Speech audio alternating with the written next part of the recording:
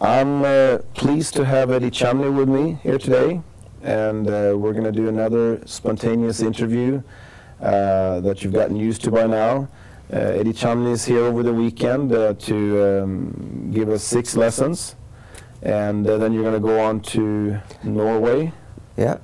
And on to Germany and Poland. Oh, and Poland. Okay, I missed that. So you're hitting 4 countries. Yes. So you'll be gone for about a month. Yes. Wow. I had missed Poland. I should know that. And we're teaching the Hebrew roots of Christianity in these countries. Yeah. And this is your first time in Sweden, right? Yes. And Scandinavia as a whole? Yes. Have you not even landed here and left, or no? No. I've been to Amsterdam. Yeah. But not Norway and Sweden, Finland, no. Oh, that's great. That's great. So anyhow, would you mind just telling us a little bit about yourself? Just a couple of minutes. All right.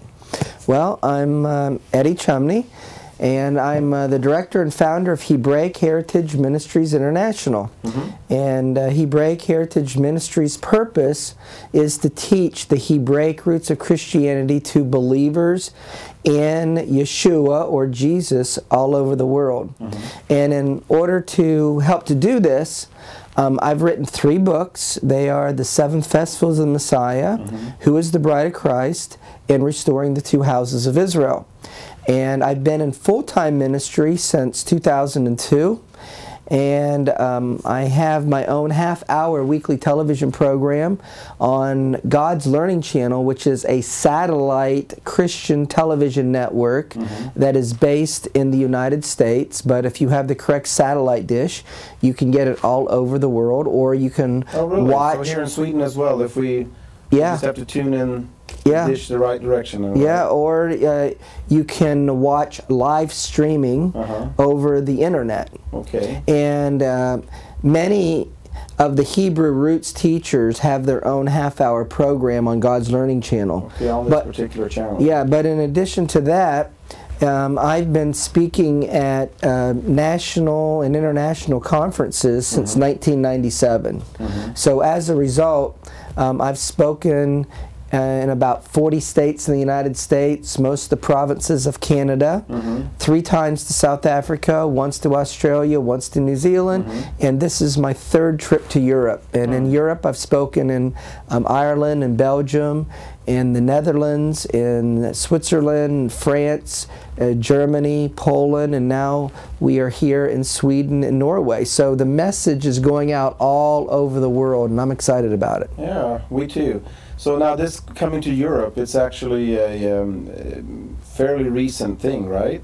Yeah. Was it last year or the my year first before? trip was in summer of 2009. Yeah, so I came last summer, and so this is my 3rd trip to teach Hebrew roots. Trip since last summer then? Well, since summer 2009. I'm sorry, 2009. Was the first one. Past. Yes. It's been almost 2 years. Yes. Now you said something interesting. I think it was yesterday, right after you came. Mm-hmm. We talked a little bit about the Hebrew Roots movement. Mm-hmm.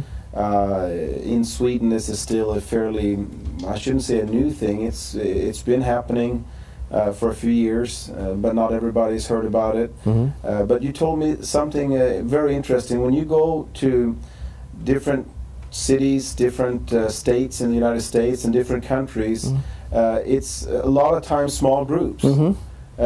You said you talked to 20, 30, 40, 50 people and 100 people a lot of times. If I understood you right, that's a crowd. Yeah. When I am personally speaking mm-hmm. to a fellowship group or congregation, on average, I'm speaking to 20 to 50 people. Hmm. So would it be fair to say that this Hebrew Roots movement, it's a grassroots movement? It is. So you how many times, out of 10 times, how many times are you in an actual church? 0. Really? 0? I have never given a Hebrew roots message in an American English-speaking church. Yes. I've spoken several times in Russian-speaking churches in the United States, mm-hmm. But not in an American church. Because in America, You know, there's churches on every street corner. Yeah. There's churches in every town. And so people who are attending churches in America, mainline churches or evangelical churches, they're not even going to know that Eddie Chumney or Bill Cloud or Mark Biltz or Rico Cortez or Brad Scott or Monty Judah exists. But within the Hebrew Roots movement, all of us are well known and we are regarded as national teachers.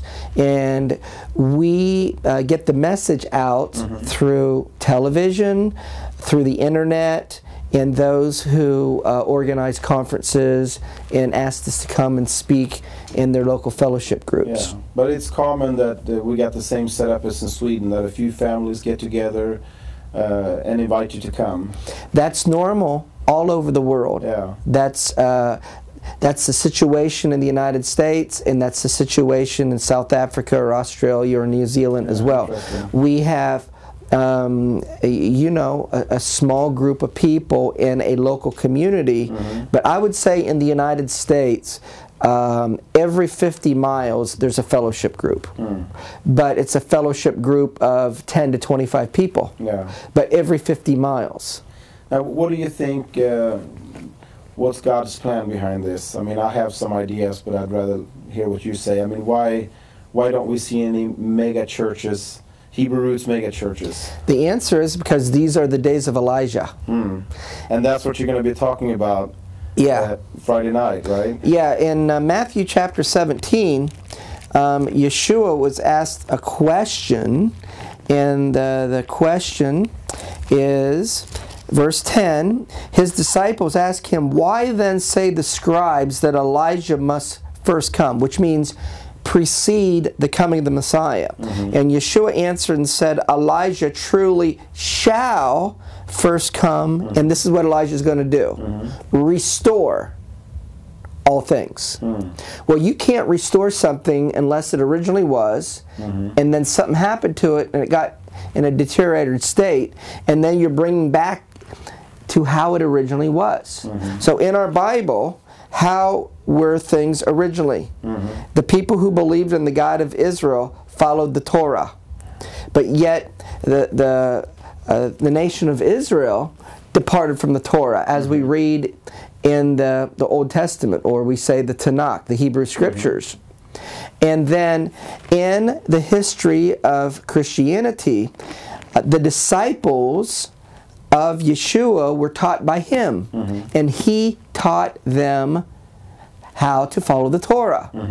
And the early believers in Yeshua followed the Torah, but there began to be a separation from that, and ultimately that separation was complete with Constantine in 321, when he declared the Roman Empire that the state religion of the Roman Empire would be Christianity. And in doing so, Constantine brought the religious leaders together who were non-Jewish, and they decided, we are going to worship on Sunday rather than Shabbat, Saturday, and we're going to celebrate Easter instead of Passover. And so Christianity, as many of us understand it, we don't realize that this is Constantine Christianity. Christianity of the last 1700 years. Ouch. Some people might get upset over that. Well, the truth is the truth. And what truly Hebrew roots, as I teach it, as I advocate it, is we want to have first century faith. The faith of the disciples and the faith of the first century. And most people don't realize there's a difference between first century faith and fourth century faith, which is the faith that is brought down to us. And so therefore there's been a departure from the first century. So that which was original was departed from, and there needs to be a restoration back to how it originally was, and that is the ministry task of Elijah. And we're told about Elijah's ministry, or his task, in Malachi in chapter 4, verses 4 through 6, where in Malachi 4:4 it says, "Remember the Torah of Moses my servant." Verse 5, "Behold, I send you Elijah the prophet before the coming and great and dreadful day of the Lord." So before Elijah comes, his message is, remember the Torah of Moses. And so the other reason for now is because as a part of the message of restoration, which is the message of Elijah. And why is it that this isn't, you know, mainstream? Why is it grassroots? Is because in Isaiah chapter 40, when we're told about Elijah's message, it says in verse 3, "The voice of him that cries in the wilderness." Not the voice of him that cries in Jerusalem. No. Not the voice of him that cries on Main Street. Not the voice of him that cries in the megachurch. So are we meeting in the wilderness? We're meeting in the wilderness. That's where his people are meeting in some way. Yeah, and the wilderness is outside of the mainstream. Yeah. And then these little groups that are popping up everywhere, these clusters of Messianic believers in different cities, different countries, it's all part of this restoration. It's part of this restoration. And the message of Elijah not only is in Malachi 4:4, remember the Torah of Moses, but here in Isaiah 40 verse 3 it says, prepare the way of the Lord. In other words, it's Elijah is preparing the people for Messiah's coming. Now, when Yeshua returns at his second coming, what's he doing? He's coming for a bride and to marry a bride. So the bride, in a sense, is preparing herself. Elijah's task is to prepare the bride for the coming of the bridegroom and the wedding. And so part of the bride's preparation is to be a bride that is pleasing to our bridegroom. And so the bride is going to know her bridegroom. And so who's the bridegroom? The bridegroom is Yeshua. And in Matthew, in chapter 7, and verses 21 through 23, Yeshua gives a rebuke to a group of people. And this is, we're going to look at the rebuke and the meaning of the rebuke. It says, not everyone that says to me, Lord, Lord, will enter into the kingdom, but he that does the will of my Father. So first of all, doing the will of his Father. So what is the will of the Father to begin with? Well, the will of his Father is defined in Psalm in chapter 40, and sometimes in a non-English published Bible, the verses in Psalms aren't the same, but it says in Psalm chapter 40 and verses 7 and 8, then said I, lo, I come, in the volume of the book it is written of me, I delight to do your will, O my God. I delight to do your will. Your Torah is within my heart. So there's a connection. His will is defined as the Torah is within my heart. So not everyone that says to me, Lord, Lord, will enter into the kingdom, but he that does the will of his Father, which means the Torah is written upon your heart. And by the way, what is the new covenant? The new covenant is, I will write my Torah in their inward parts. And then it says, many will come to me in that day, saying, Lord, Lord, have we not prophesied in your name, cast out devils, done many wonderful works? These are things that believers in Yeshua do that has the power of the Holy Spirit operating and manifesting through them.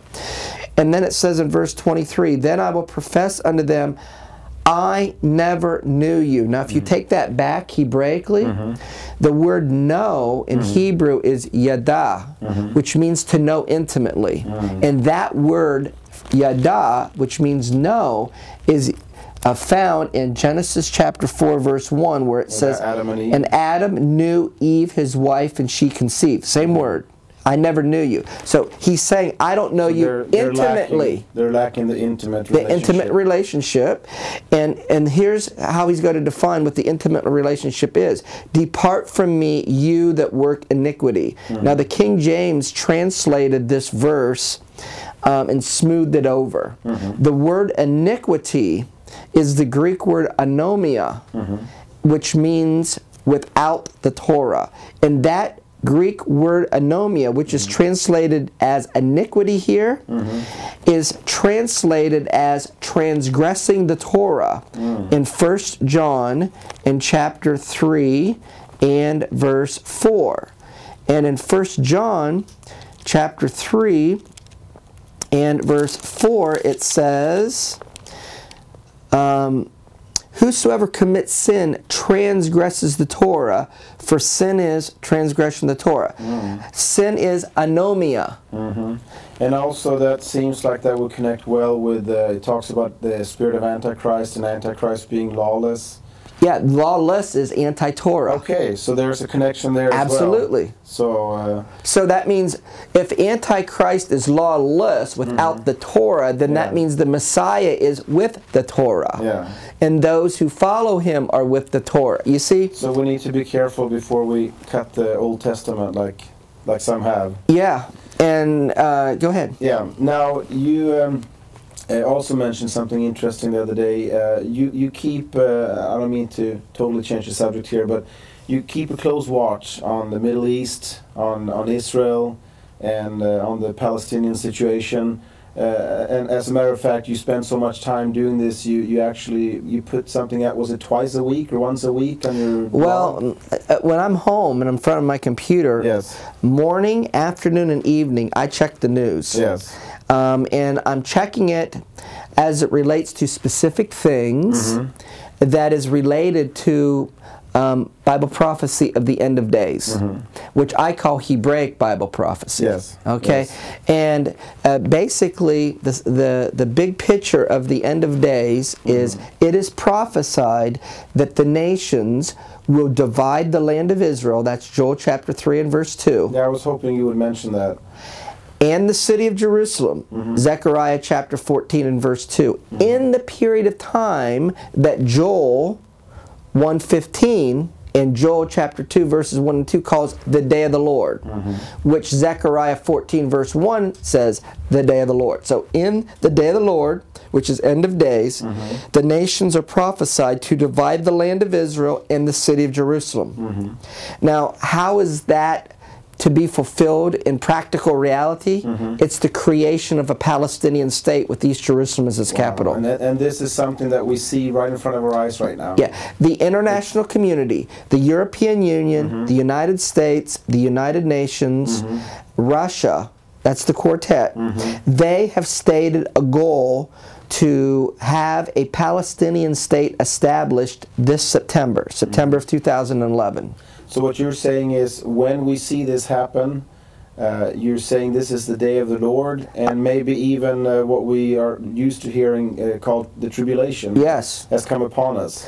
The creation of a Palestinian state, the dividing of the land of Israel and the city of Jerusalem, is a tribulation event. And if the United Nations get their will through, we'll have something maybe even this September?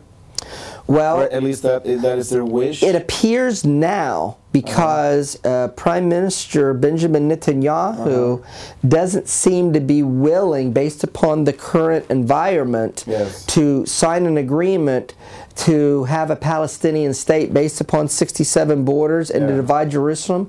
Based upon the current political environment, he doesn't feel comfortable with doing that. No, I wouldn't either. He's giving every indication of that. Nevertheless, the nations are very eager to see the creation of a Palestinian state right away. So it looks like there is going to be, or there is, a clash between Israel and the nations.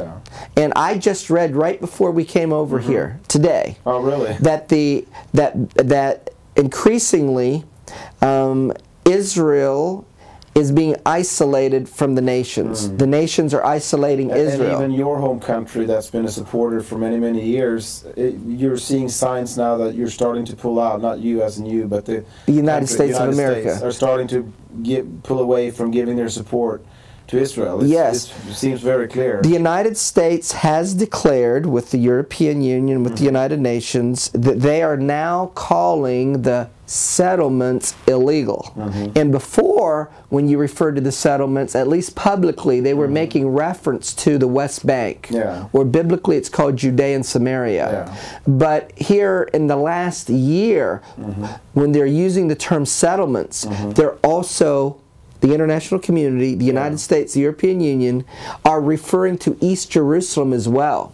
And Israel's saying, hey, wait a second, Jerusalem is not a settlement. So they just kind of threw that in there. They try to sneak that in the negotiations, right? Yeah, and right now, as we are talking, the Palestinians are trying to get a UN resolution passed to declare the settlements as illegal, and building in the West Bank and in East Jerusalem as illegal.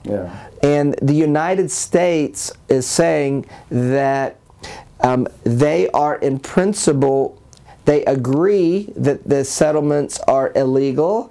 Right now, as we're speaking, they're saying they don't want that to be stated as a UN Security Council resolution. They are willing to make that statement as a draft paper. So if their position... But it seems like just the position's still the same. It's a political game.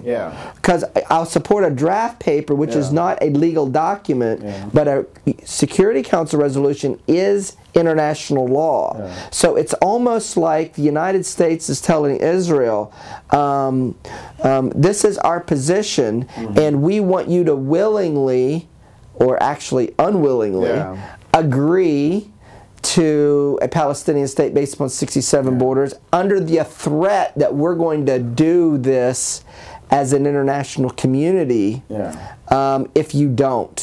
And so this is the choice that really Netanyahu has to make.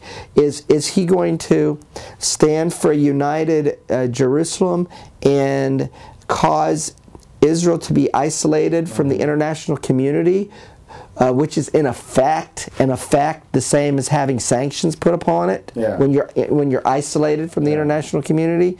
Does he want to bring that upon the nation of Israel, or is the pressure going to cause him to say, yes, let me sign on the borders of a Palestinian state with East Jerusalem as its capital? He did something fairly recently to sort of protect himself from being bullied into signing such an agreement. What was that? He did. In December, the Israeli government passed that in order for the nation of Israel to divide Jerusalem, which is the only way a Palestinian state is going to be agreed to by the Palestinians and the international community, that it is going to require a national vote, and the Israeli people agree to divide Jerusalem. So in one way he's slowed down the process.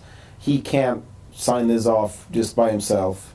He needs to have the entire people of Israel with him. He put a roadblock in the process. And it was a pretty smart move from his standpoint. So, but that is a tribulation event. That is an event of the day of the Lord. And so it appears if the nations are going to get their way, we will see an event that is a tribulation event this year, if the desire of the nations come to pass. But that results in the judgment of the nations, because it says after Zechariah 14 verse 2, the nations divide Jerusalem. The next verse says the Lord will go forth and fight against the nations, as in he fought in the day of battle. So the dividing of the land brings judgment. This is not what people refer to as Armageddon. We're taught that's a later struggle. Armageddon, people think of as an individual event. Judgment of the nations is a process. So you don't really see a specific battle of Armageddon in a classical Yeah, the book of Revelation speaks of it. Yeah. So actually, if you were going to look at the book of Revelation, for example, in Revelation chapter 6, there's the opening of seals, and then we have judgments happening in Revelation chapter 8 and 9 and 10, etc. So these judgments that are coming upon the earth, they all lead up to that. All these judgments is the judgment of the nations. So when we're talking about the judgment of the nations, we're talking about Revelation chapter 6. Revelation 7 is 144,000. Revelation chapter 8. Revelation really chapter exciting and to some maybe a little scary at the same time. But so in your, what you can see, the way you translate the Word of God, this will be a trigger or a sign. Maybe not a trigger of the tribulation, but it will be a sign that now we're in the beginning phase. Yes. And so we have the judgment of the nations to confirm it. And the judgment of the nations is war between the nations, and I believe that war will break out in the Middle East. A war that will break out in the Middle East that will cause instability in the world. That there will be other places where war will break out because of the instability in the Middle East. The whole world seems unstable right now. It's just everything is shaky. Every countries after countries are having uprising. And the other thing that will contribute to war is the perceived instability of the United States. Yes. That the United States is weak, so therefore the countries are going to feel insecure. So maybe India and Pakistan will feel insecure. Yeah. Maybe North and South Korea will feel insecure. So the United States losing its influence will trigger, it'll have a domino effect. Have a domino effect of creating wars in areas that has been stable. Yeah. And what also is associated with the judgment of the nations is worldwide economic collapse. And if you have war in the Middle East, where you have the shutting down of the Suez Canal, or you have the shutting down of the oil that comes through the Gulf, then that's going to raise oil prices and create worldwide instability, and it will lead to economic collapse. And so that is going to be, biblically speaking, judgment for dividing the land. So I'm on a daily and a weekly basis, I'm following these events, and I give approximately an hour update every week. Every week on your website. Yeah, on the current situation. What is the situation with the peace process? What's the situation with prospects for war in the Middle East? And what is the status of the global economy and the U.S. economy? And those are the areas I particularly focus on. And what's the website address? Well, I have a blog where the articles that I'm reading and sharing. What's the easiest way to remember if we were to It's go and watchmanofzion.com. Okay, well that's fair enough. Watchmanofzion.com. Watchman. Yeah, Watchman. Of Zion.com. Okay, so it's a blog that only contains the links to the articles that I'm reading for the past week, a little paragraph of the summary of what the links are about, and then some kind of MP3 file. And an MP3 file where you can actually listen to the update, which is approximately about an hour. Very good. Well, we'll need to wrap up. We could sit here and talk all night. I'm obviously interested in these things, and I think many with me are. Just before we finish here, some might feel like this is a grim message that you're coming with, or this is sad or depressing message. What's the good part in all this? The good part of all of this is knowing why Yeshua died on the cross and why he's coming again. And in John chapter 10 verses 16 and 17, Yeshua, in speaking to the Pharisees, said that he's dying at his first coming to take 2 sheepfolds that are going to become one, of which he's going to be the good shepherd over. And that's repeated in John chapter 11 verses 49 through 52. And I'm sorry, this is also something that you're going to teach on Saturday, right? Or Friday night. Exactly. Yes, okay. Is that It says in John 11:49 through 52 that he's dying to take two nations who are the children of God scattered abroad and make them one. So that's why he dies at his first coming. He's going to complete the task at his second coming. And so we're going to explain how that relates and pertains to every believer in Yeshua as the Messiah. How his second coming is related to his first coming, and his first coming he did so for the purpose of taking two sheepfolds and making one, two nations becoming one, and that is the 12 tribes of Israel, and uniting and making them one. The uniting of the 12 tribes of Israel into bringing them back from exile, so that the nations are no longer ruling over them, is the task and role and function of the Messiah. And that is not widely known in the church, but it is a teaching of the Bible. And actually, if you would ask an Orthodox Jew, is Yeshua the Messiah, they would say no. And if you really get to the core of why they say he's not the Messiah, one of the major reasons is they'll say he did not unite the 12 tribes of Israel. The Messiah unites the 12 tribes of Israel. And so the result of these things happening is the Messiah, Yeshua, is going to gather and unite the 12 tribes of Israel in judging the nations, and who he's gathering, he's coming for a bride. And you will see in the Old Testament that the gathering and uniting of the 12 tribes of Israel is likened to the joy of a marriage. So he's coming, setting his feet down on the Mount of Olives, and he's going to set up his kingdom. And so when Yeshua said, when you see trouble around us happening, look up, for your redemption draweth nigh. So actually, for the unbeliever, it should be depressing. But for the believer, there's great hope. It should be a joyous occasion. Yes. Well, let's finish on that positive note. Just one final quick question.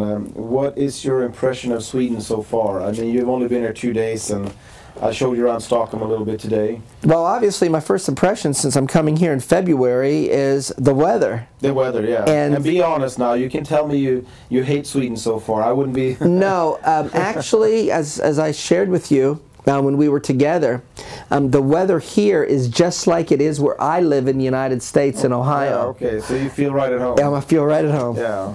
But you wouldn't mind if it was a little warmer then? Well, I don't mind if it's a little warmer back where I live as well. So but means, unfortunately, in January and February, it's colder and it's snowier, and that's what we got to live with. You feel right at home? I feel right at home. Well, I would hope you would. So thank you so much. Thank you. Thank you.